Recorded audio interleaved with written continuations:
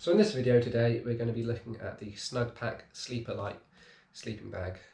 This is one of Snugpak's base camp range, so it's aimed at entry-level campers. That being said though, the quality does seem pretty good. In this video today we're going to be looking at the specifications of the pack, what's included in the pack, the size, dimensions, and the insulation as well, and also my thoughts, opinions and experience with using the sleeping bag. So first of all, the specifications. If you are looking to buy this bag, you've probably looked into the specifications already, so you can probably skip this and move on to the next section. So this is a 3 to 4 season sleeping bag. It's rated at a comfort level of -5 degrees. And Snugpak say it has a low of -10 degrees. Whether that's an extreme temperature, I'm not sure, or whether the comfort range is between -10 and -5. That's probably more like the case. So the bag itself weighs in at 1.8 kilograms. If you're interested, mine was 20 grams lighter, but I doubt that has any effect on the insulating properties of the bag. It's an all polyester sleeping bag as well. So polyester outer lining, inner lining and polyester filling as well. And price wise, they go anywhere from around £32 to around £40, what I've seen, and that was in September 2020. I think I picked this up for £31.99 delivered, which isn't too bad. So now, what comes in the pack itself? Well, of course, you've got the sleeping bag, which is inside here. We'll go into more detail on that later. And you've also got quite a good quality stuff sack as well. It feels pretty well made, quite thick fabric. And yeah, I've got no concerns about if I stuff the sleeping bag in that it's going to tear at all. It does feel pretty well made and the stitching all seems robust enough. The compression stack itself has ladder lock buckles every 90 degrees, unlike some which only have ladder lock buckles on 2 parts, which makes it a bit more difficult to sort of compress it. This one has 4 ladder buckles, so you can go around and tighten each one up as you go along, which just makes it easier. It's not essential, but it just makes it easier when packing the sleeping bag away. So as well as the stuff sack and sleeping bag, you also get a few leaflets as well. Here we've got the history of Snugpak. It is a UK brand, and you've got the stats on it: -5 comfort, low of -10, weight 1.8 kg, all the lengths and widths and whatnot, but we'll go into that later. More of a history of Snugpak. The filling, which is isofiber, Snugpak isofiber, and this is supposedly a siliconized hollow fiber which traps the warmth better than your normal standard polyester fibers. Whether that is true or not is difficult to test. Snugpak also have this thing called super soft silky smooth fabric, which is talking about the inner lining of the sleeping bag. For me personally, I haven't found anything different about the lining of this bag compared to other sleeping bags. It just feels like normal polyester. It's not brushed at all. I have had brushed polyester inner lining sleeping bags before, and they do have a little bit of warmth to it. This one isn't brushed, so it is a little bit cold when you first get into it. Also, the Aqualite fabric on the outside of the sleeping bag. So it says it's water repellent, 190T polyester, and yeah, that's that one. And talking about the base camp range with all the different models of Snugpak sleeping bags. So, looking at the bag itself, got a little toggle there, undo it. You've also got a little fabric flap here just to cover up the hole, stop any dust, dirt, pebbles, stones getting inside as well, which is a nice little feature.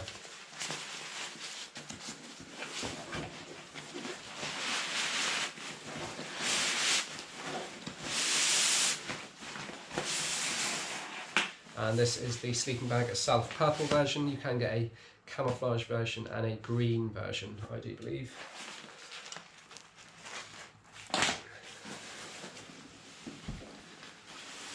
And here it is.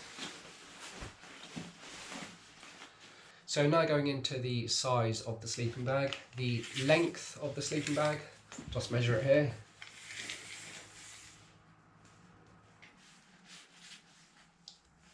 The total length from the top of the hood to the very bottom is 85 inches or 216 centimetres.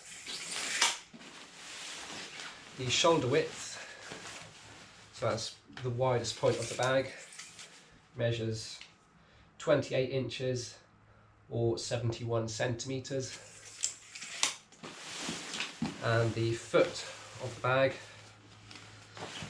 so I'll sort of go 6 inches from the bottom where your feet will be, measures, I don't know, 19 inches by about 48 centimetres. So for me, I'm 5'7". This is absolutely ideal for me, fairly spacious. I guess if you were a bit taller and a bit of a bigger build, then it might be a bit cosy because it is a mummy shaped sleeping bag.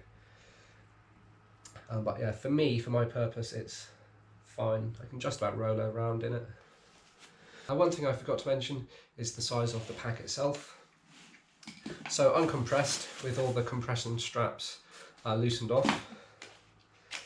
The length is, I'd say that's about 40 centimetres or very roughly 16 inches.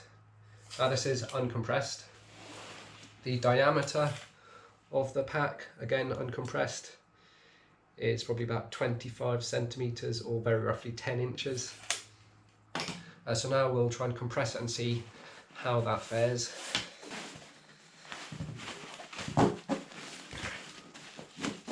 So again, the four corners with the ladder lock buckles really do help make it a lot easier. So you can sort of go around with it like that.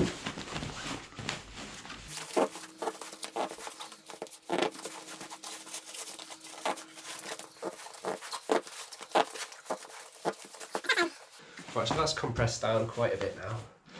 And what's that? The length is now around 30 centimetres or slightly under 1 foot. Width, pretty much unchanged, I think.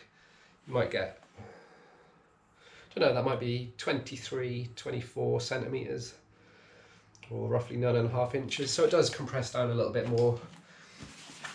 And just for a little size reference, if I hold it there, put my hands on it, you can see that it is reasonably small. But that being said, it is a polyester one, it is quite a low rating one, so it is quite bulky. And that's one of the first things that stood out to me when I first got it. It is quite a big sleeping bag. Perhaps not ideal if you're going on a hiking trip because it does take up quite a lot of space. So just for a very rough reference here, I have got my Berghaus Trailhead 65 litre backpack, and as you can see, it is quite a tight squeeze to get into the bottom section here.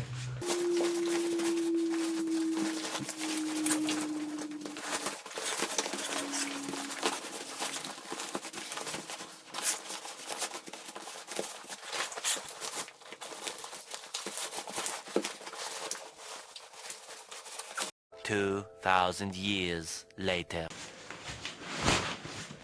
So yeah, as you can see from that, it is quite a squeeze, but it does fit in the sleeping compartment of the 65 litre backpack. So it will fit in larger backpacks, but it is a bit of a squeeze and you have got to roll it down quite tightly and really use them compression straps. But it does fit inside, if you are wondering.